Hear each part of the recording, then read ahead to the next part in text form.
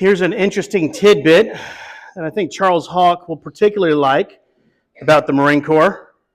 While I was in the Corps, the Corps, rather, is its own branch of the military, has its own budget, led by its own commanders and generals. It is considered a department of the Navy, the men's department. Just kidding.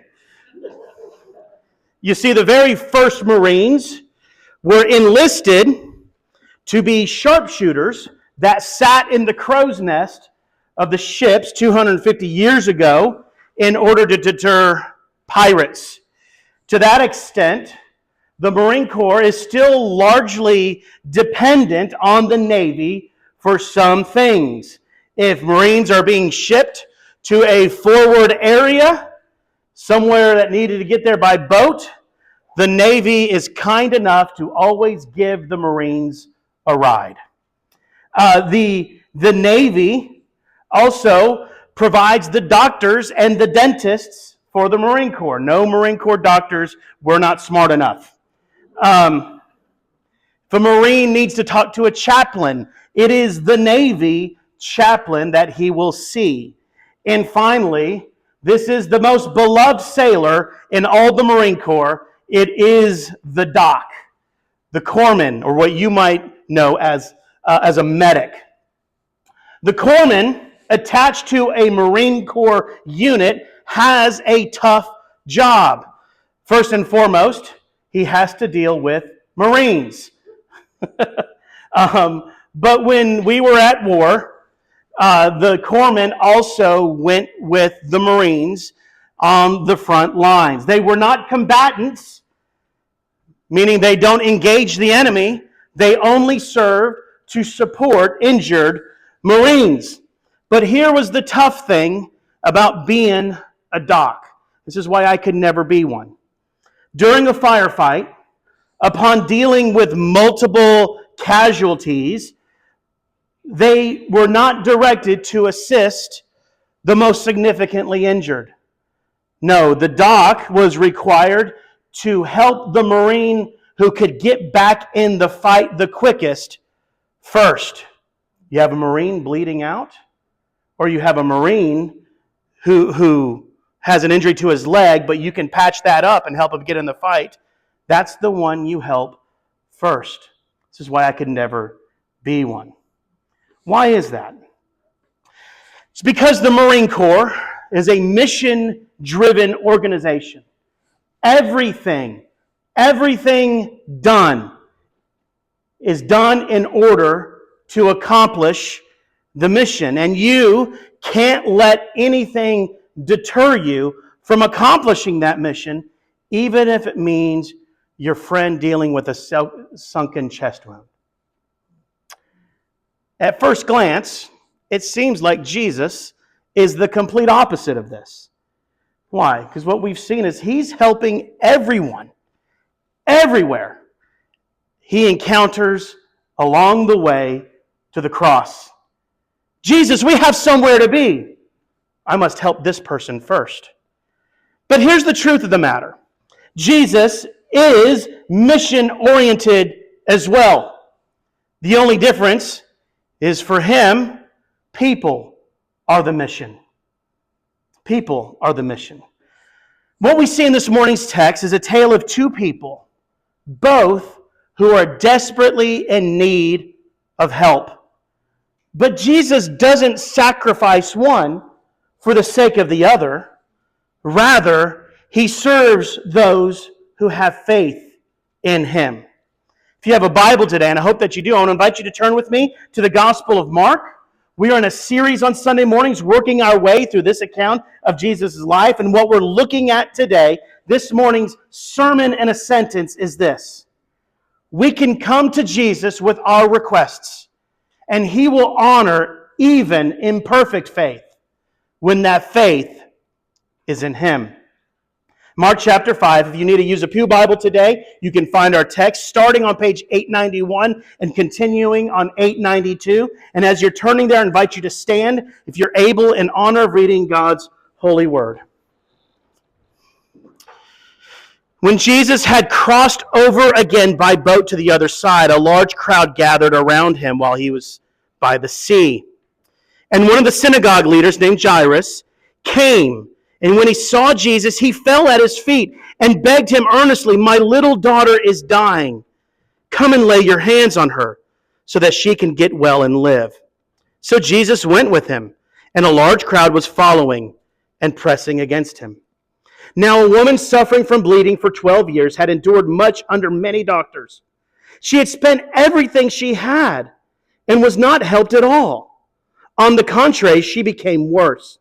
Having heard about Jesus, she came up behind him in the crowd and touched his clothing. For she said, "If I just touch his clothes, I'll be made well." Instantly, her flow of blood ceased, and she sensed in her body that she was healed of her affliction. Immediately, Jesus realized that power had gone out from him. He turned around in the crowd and said, "Who touched my clothes?" And his disciples said to him, "You see the crowd pressing against you, and yet you say, 'Who touched me?'" But he was looking around to see who had done this. The woman, with fear and trembling, knowing what had happened to her, came and fell down before him and told him the whole truth.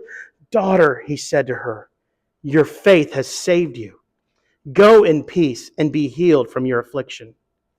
While he was still speaking, people came from the synagogue leader's house and said, "Your daughter is dead. Why bother the teacher anymore?" When Jesus overheard what was said, he told the synagogue leader, "Don't be afraid, only believe." He did not let anyone accompany him except Peter, James, and John, and James's brother. And they came to the leader's house, and he saw a commotion, people weeping and wailing loudly. He went and said to them, "Why are you making a commotion and weeping? The child is not dead, but asleep." And they laughed at him, but he put them all outside. He took the child's father and mother and those who were with him and entered the place where the child was. Then he took the child by the hand and said, "Talitha koum," which is translated, "Little girl, I say to you, get up." Immediately the girl got up and began to walk. She was 12 years old. At this they were utterly astounded. Then he gave them strict orders that no one should know about this and told them to give her something to eat. May God bless the reading of his word. Pray with me. Father, this is a powerful passage. Do your work through your word. Honor your word and glorify yourself for our good and the glory of this wonderful King, Jesus. It's in his name we pray. Amen. Here's what we see immediately in the text. On the one hand, a prominent family, a fella named Jairus, significant leader of the synagogue, a man of wealth and prestige. Nothing wrong with that. But he had a daughter who was on her deathbed. No doubt he had the means to try to heal her, to hire a healer, but nothing was working. And he needed this miracle-working rabbi. Now we also have an outcast woman who had been suffering from a disastrous hemorrhage for 12 years. We have two terrible situations. Two great needs, two competing sections of society, two desperate representations of socioeconomic demographics. One rich, one poor, one accepted, the other outcast, one familial and the other alone. Both beyond natural help. For 12 years, there was this girl. For 12 years, there was this woman suffering, living completely different lives. But adversity, as it does, came to both of them. And this adversity, in a way, bound them together, both to be recipients of God's life-giving power. So let's dive in. One of my greatest fears, certainly I'm not alone, is that something terrible happens to my children and there's nothing I can do to help them Nothing that I can do to get help for them either. Ben left early this morning, some folks to go to camp. And even though he's 14 and he's an okay human being, I still this morning have knots in my stomach and will continue to have knots in my stomach until he gets home. Magnify that by 1,000,000 and you get Jairus in this text. And the first thing we see here about our Savior is that Jesus hears the cries of the distressed.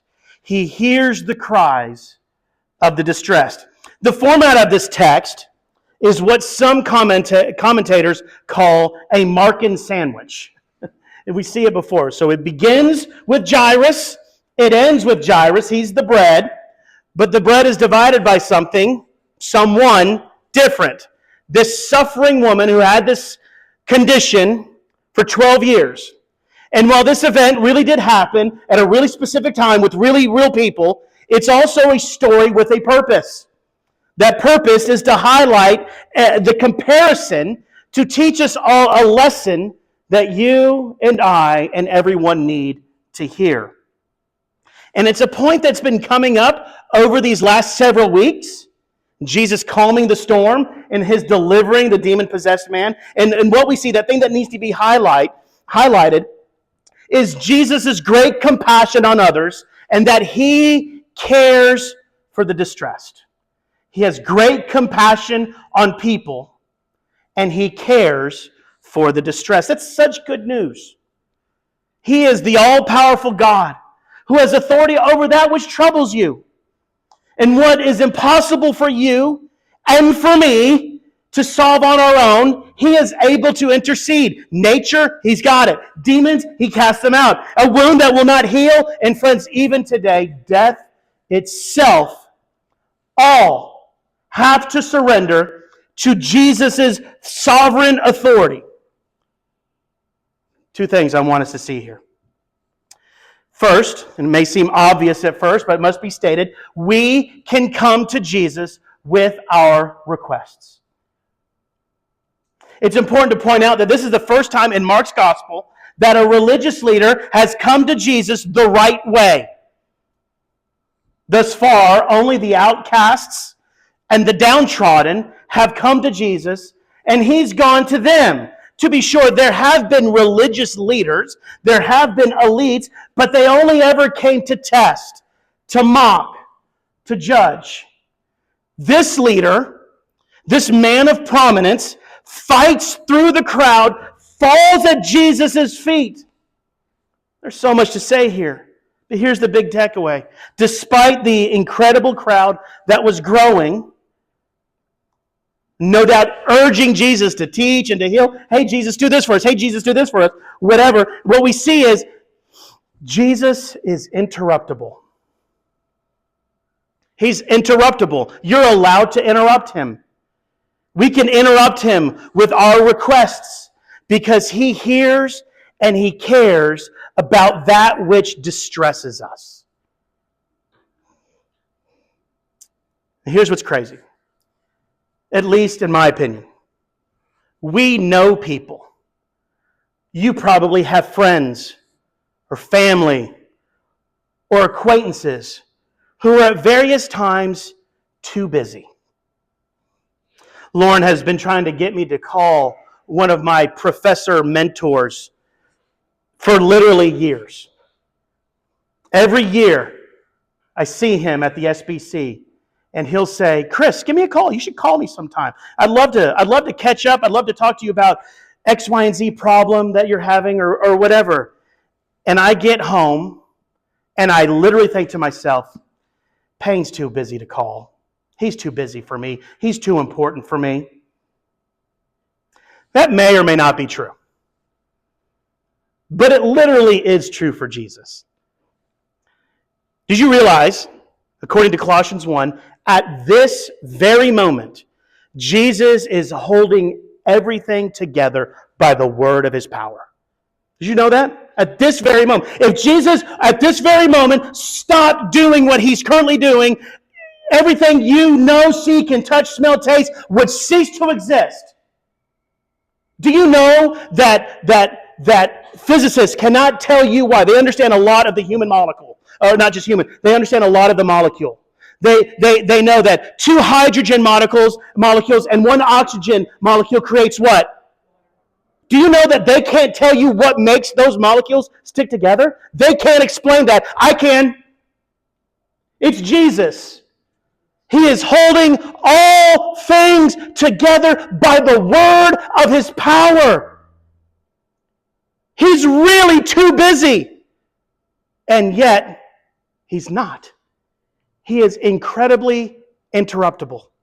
You can come to him with your requests, with your distress. Here's the question. Are you too busy for him? Are you too busy for him? Are you taking time with him? Of course, there is a proper way to come to him, and that is in faith. We must come to him in faith. Look how Jairus came to Jesus. He didn't come entitled. He didn't come exercising his privilege as a wealthy, important man. Excuse me, coming through, leader of the synagogue, make ways, part the sea. I must talk to this rabbi. No, he fought through the crowd and fell at his feet and begged Jesus to heal his daughter. His posture and his petition demonstrate a productive faith. In front of the crowd, his peers, he didn't care. Jairus, what are they going to say when they see you kneeling at this guy's feet? I don't care. He can heal my daughter. With true humility, Jairus begs God to do what only God can do. We'll say more about the nature of real Christian faith in just a moment when we look at the bleeding woman in the middle of this Mark and sandwich. But here's what Mark is teaching us right here. Faith acts. Faith moves towards Jesus.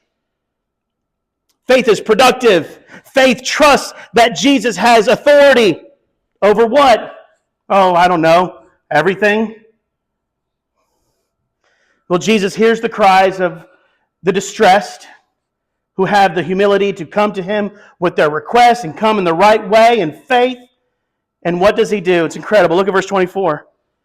So Jesus went with him, and a large crowd was following and pressing against him. He goes with Jairus. He goes. Why? Because he's interruptible. And he honors those who come to him in faith. He's willing. He goes. And friends, there is nothing different about him today. He has time for you. He cares and has compassion on you. Are you spending time with him? Of course, it's not enough to merely hear the cries and do nothing else. You know, he hears the cries and he, just kind of hears them. I think about, I don't know why I couldn't get this out of my head. This is not going to bless you. I think about the movie Dumb and Dumber. See, I told you it wasn't going to bless you. Harry and Lloyd are driving a moped on their way to Aspen, Colorado. Phyllis, I like that. You're like, yeah, I know Harry and Lloyd.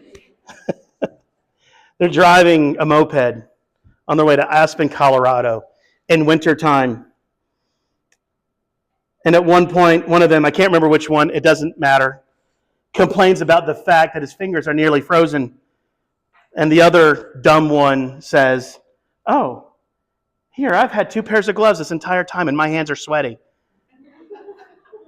Why do I bring that up? You can just cast that out of your head. If you want to bring it up to say, it's not enough to have a need and have the means to meet that need. If the means to meet the need and the actual need don't ever meet, it's pointless. That's the illustration there. I hope that blesses you. Here, let's get in the text. That'll bless us. Look at verses 23 to 24 with me. 24 through 34. So Jesus went with him. A large crowd was following, pressing against him. Now a woman suffering from bleeding for 12 years had endured much under many doctors. She spent everything she had and was not helped at all. On the contrary, she became worse. Having heard about Jesus, she came up behind him in the crowd and touching his clothing, for said, if I just touch his clothes, I'll be made well.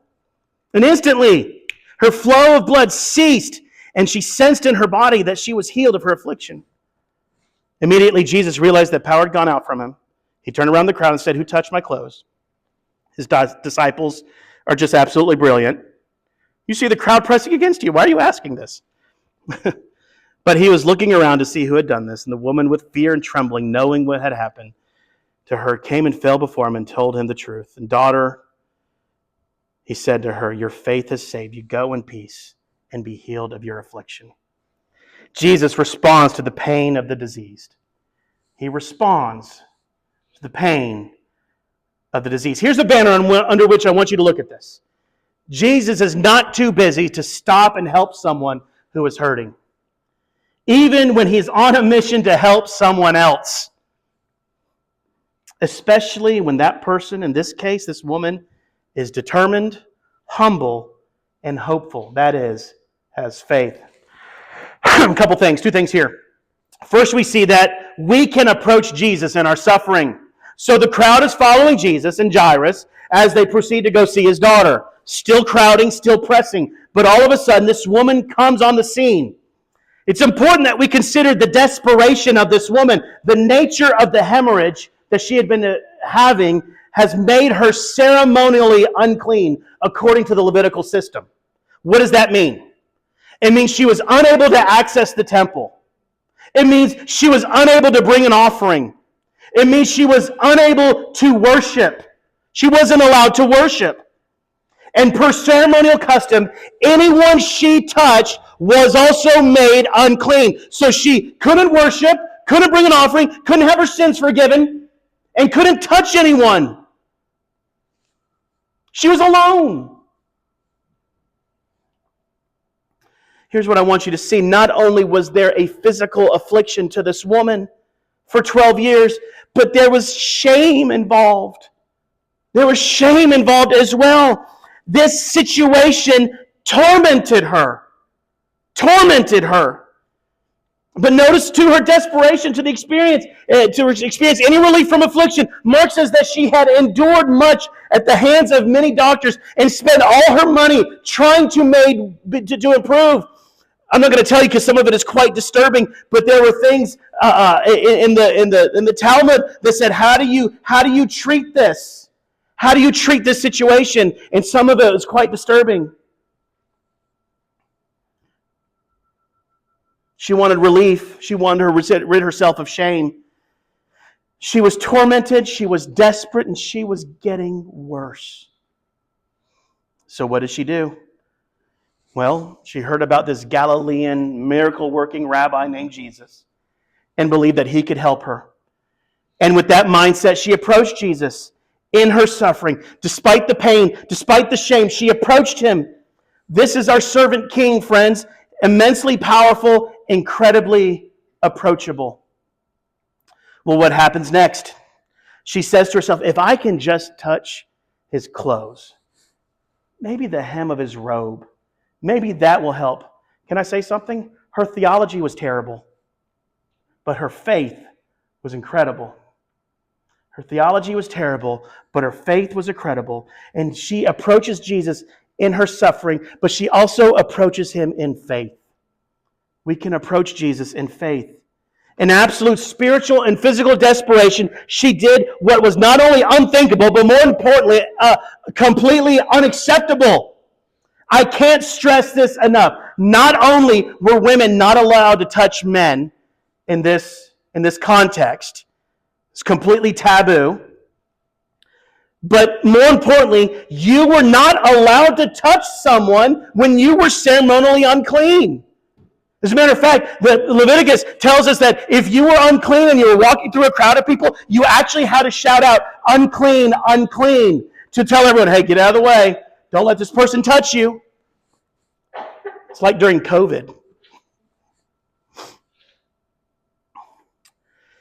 Once again, when someone was ceremonially unclean touched someone else who was not unclean, they made that person unclean. Well, what happens here? Look. She touches him. Does Jesus become unclean? You already know the answer. The text says that she was instantly healed. Instantly healed. And she knew it. She felt it. The only comparison I can think of is when I go to a chiropractor. When they get that really good pop. You know what I'm talking about? I must be alone. No one's been to a chiropractor. Instant relief. Well, you can imagine how she felt for the first time in over a decade. The power of God, the authority of Jesus over physical illness made her well. And just as His grace healed her physical broken body, so too does this grace heal her very soul because of the one who she had faith in. But that's not where the story stops. Jesus senses the power had gone from Him. Let's make no mistake, Jesus knew exactly what was happening. He had absolute control over the situation. She didn't steal any of His power. He knew He was healing this woman. This exchange is ultimately for her benefit, but also the benefit of everyone who heard it, and the benefit of you and me. So He asks, who touched me? Now, I want to pause just for a moment in the story, just to remind you, there's a character around here named Jairus. Okay, can you imagine what's happening right now? Come on, Jesus. Why are we asking this question? She's fine, Jesus. Let's go. My daughter is sick. My daughter is dying. Let's move along. Come on, let's go. This interruption from an unclean, poor woman, this woman who others probably thought she was under a curse of God. Can't we just keep going? But Jesus, who was not and is not corruptible, was doing so much here. Instead of being made unclean Himself, He's making others completely clean. Even while something else is going on. What's He doing? Why is this important? He's fulfilling, friends, Isaiah 53, the suffering servant of the Lord. Listen to this. He was despised and rejected by men, a man of suffering who knew what sickness was. He was like someone people turned away from. He was despised and we didn't value Him. Listen to this. Verse 4, yet He Himself bore our sicknesses, and He carried our pains. But we in turn regarded Him stricken, struck down by God, and afflicted. Now, if you've been a Christian for a while, you probably know that this is ultimately referring to Jesus' cross work. But don't miss it. Jesus is also doing Isaiah 53 here with this woman. He bore her sickness. He took her shame and uncleanness and ultimately looks at this one who touched Him in faith and welcomes her and says, daughter, your faith has saved you. Go in peace. She has experienced salvation, physically and spiritually. This woman represents each of us, friends. Apart from the healing touch of Jesus, we are all terminally ill. We are all unclean. We are all full of shame. Perhaps you like her and you spend all your life, your effort, and your resources to improve your condition only to come up empty and indeed worse for the timing. You need to be touched by Him. There's nothing else to fear. Do not fear He'll reject you. Do not fear that you're not good enough or that you don't know enough. Only fear that He will pass you by without you reaching out to Him in faith. What happens next? On the back end of this Mark and sandwich is what we've been working towards since Mark 4:35. Jesus' authority over all things. Jesus' authority over nature and the storm. His authority over the demonic. His authority over sickness. And yes, friends, even His authority over the power of death itself. Look at verses 35 through 43. While He was still speaking, people came from the synagogue's leader's house and said, your daughter is dead. Why bother the teacher anymore? When Jesus overheard what was said, He told the synagogue leader, do not be afraid, only believe. And did not let anyone accompany Him except Peter, James, and John, James's brother. Moving down, they laughed at Him, verse 40, but He put them all aside.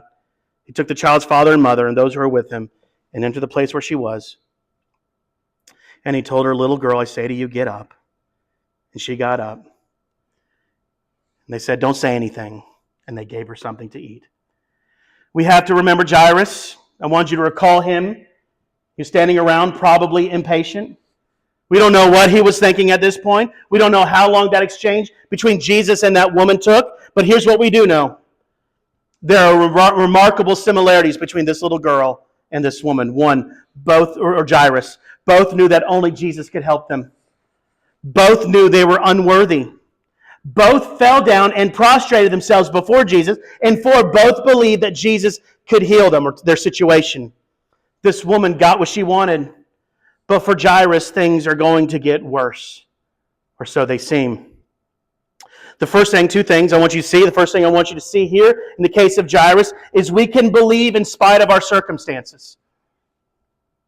I love how Mark tells us that as Jesus and this nameless woman are still talking, Jairus gets the news he had been dreading all along. Your daughter is dead. What they say next makes sense. Don't bother Jesus anymore. There's nothing he can do. Which is insane, by the way. But look again at verse 36. The text says, when Jesus overheard what was said, he told the synagogue leader, he told Jairus, don't be afraid, only believe. I actually think there's a better translation here than overheard. The Greek word here has two parts. One means to listen, and the other carries the idea of not doing whatever the verb says, right? Not doing that. At its most base, it actually means to refuse to listen. Of course, we do the same thing in English. We have words that if you break down mean one thing, but when you put them together in a different context means another. But here I actually think there's a more appropriate way to translate this, and it has been translated that way elsewhere. Jesus ignored what was said. Why do I think that's more appropriate? Because that's actually what he does. He ignores what this person says. What does Jairus do? Jesus said, don't be afraid, only believe. And what does Jairus do? In spite of the very death of his daughter, in spite of the circumstances, he believes, and he continues to believe. Friends, I have no idea what's going on in this man's mind. The text doesn't tell us. I have some ideas. There's probably grief. Oh, this is what I've been dreading. There's probably anger. Anger at Jesus, maybe anger at the woman. If you had not interrupted, he would have been at my house and could heal my daughter. Confusion to God, like, God, I'm coming to you in faith. I came to this rabbi you sent. Confusion. But whatever he was experiencing, when Jesus no doubt looked him in his eye and said, do not be afraid. Only believe. I just get this picture in my mind for Jairus that is just him and Jesus in this moment. Look at me. Look at me, Jairus. Don't be afraid. Only believe. You ever had those moments when someone is speaking to you, it could be in a crowd of 1,000 people, but it's just you and that person? You ever had those moments? Magnify that by 1,000,000. That's what it is here. Don't be afraid, Jairus. Only believe. Okay? I believe you, Jesus. I don't know what you're going to do. I don't know what you're going to do, but I believe you. I'm not afraid. I'm going with you. And I believe in you. This man was not going to let the kind of circumstances he was in dictate the kind of faith he had. This man was not going to let the circumstances he was in dictate the kind of faith he had. How about you, friends? I want to encourage you to refuse to be instructed by your situation. Romans 12:1 says, do not be conformed to this world. That word conformed actually carries a connotation that the world is trying to press you into a mold, like Play-Doh. Don't be conformed. Do not be afraid. Only believe. Can you say, come what may, I believe Jesus. I believe in Jesus. Well, what happens next is what you might expect. They show up at the house, and he saw people making a mockery of the situation, as was the norm. And what we see is we can believe despite the skeptics. Jesus takes his inner circle along with Jairus for an unstated purpose into the home. Now, you might get the idea when you read this, not understanding what's going on, that this was a very somber, perhaps holy moment because of the wailers that were here.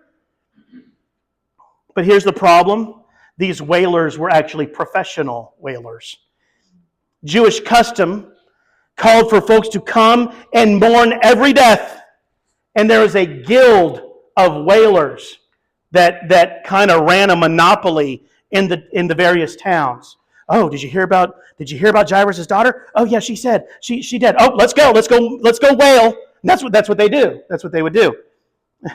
You can imagine the scene. It was, like I said, it was a mockery. They weren't really sad. They were just there. This explains why when Jesus rebukes them and says that the little girl's sleeping, they laugh at him. What does he know? Now, was this girl actually sleeping? No. She was dead. And I believe Jesus' statement is meant to be taken figuratively in that with his power and authority over death, she may as well have been asleep. The reason I think that is we can know that these folks wouldn't have been there otherwise. The point here that I'm trying to make is that there will be times in life when following Jesus, believing Jesus, will garner skeptics. You can still trust him, even among the skeptics. We can still follow him. He is indeed still worthy of our faith.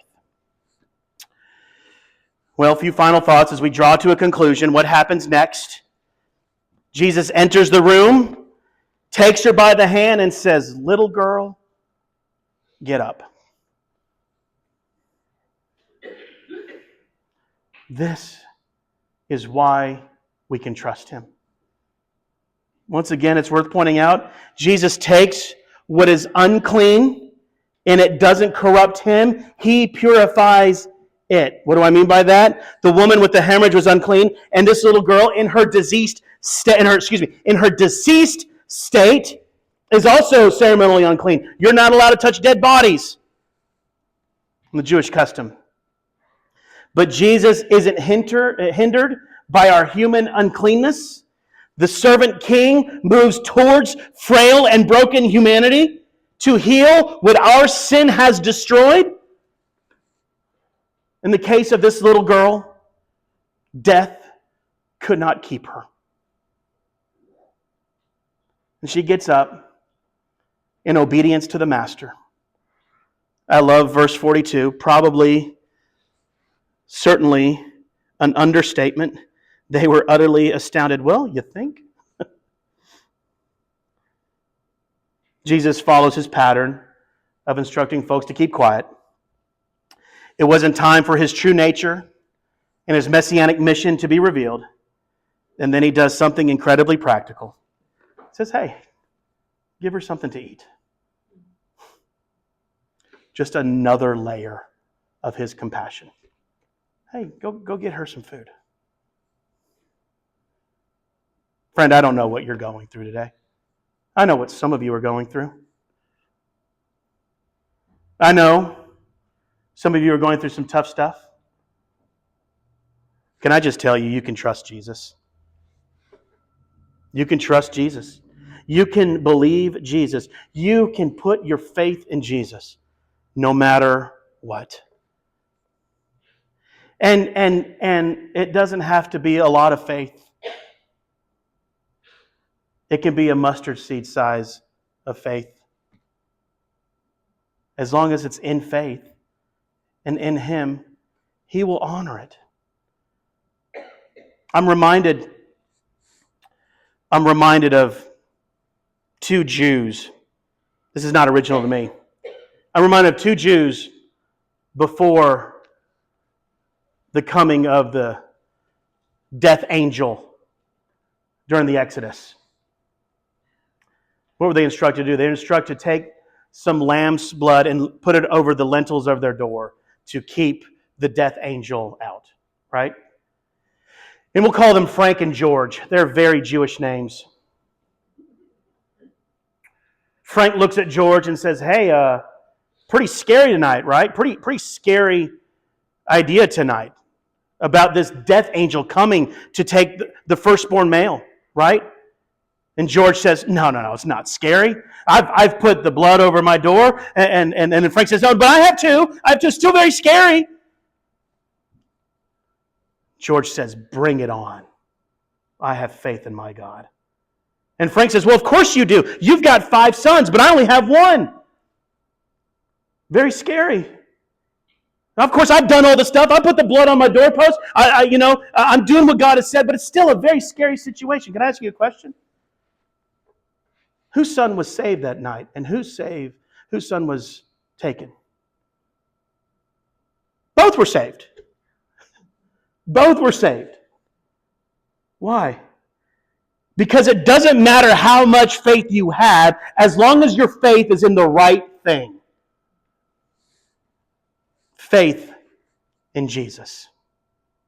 He will honor even imperfect faith, as long as that faith is in Him. I'm going to ask you to bow your heads right now.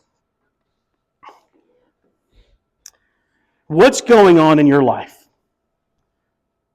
What has you rattled right now? Whatever it is, it's not too big for Jesus. It's not too big for Jesus.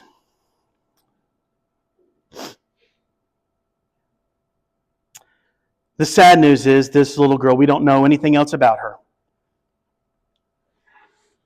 But she died again. As is the case of everyone in the Bible who is raised from the dead, save one. Jesus rose to never die, and that is why we can put our faith in Him.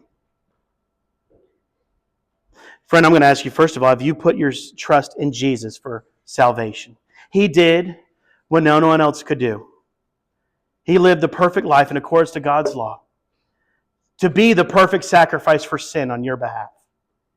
Do you believe in that? Do you believe in His victorious resurrection? It's not enough to just know it.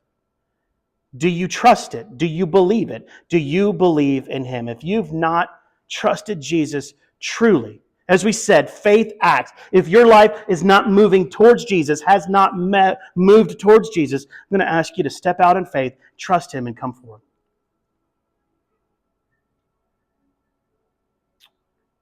But more than that,